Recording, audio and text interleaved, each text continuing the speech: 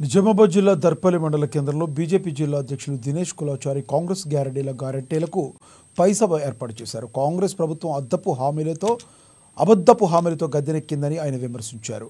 100% పూర్తి చేసింది ఏదైనా పథకం ఉంటే తాను బహిరంగ చర్చకు సిద్ధమని ఎమ్మెల్యే భూపతి రెడ్డికి సవాల్ విసిరారు. రూరల్ ప్రాంతానికి సంవత్సరంలోపు ఏం చేశావో చెప్పాలని ఆయన డిమాండ్ చేశారు. చెక్కుల పంపిణీలో భాగంగా దర్పల్లికి వచ్చిన ఎమ్మెల్యే భూపతి రెడ్డిపై విరుచుకుపడ్డారు.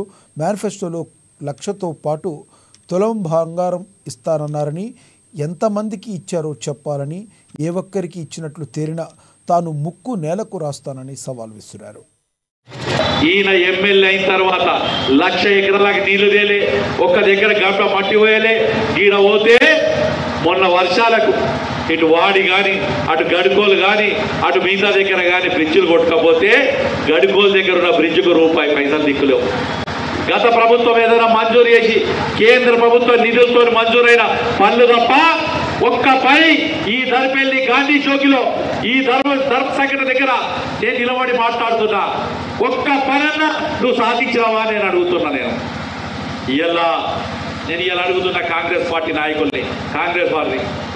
సంవత్సరమైంది అధికారంలోకి వచ్చి, ఏది 2,500 రూపాయలు ఒక తల్లికి ఇస్తామన్నారు, మహిళకి ఇస్తామన్నారు, ఇచ్చిరా అని అడుగుతున్నా. నేను ఇవాళ కొత్త పెన్షన్ ఇచ్చిరా అని అడుగుతున్నా. రూరల్లో ఒక కొత్త ఇల్లు కట్టిరా అని అడుగుతున్నా.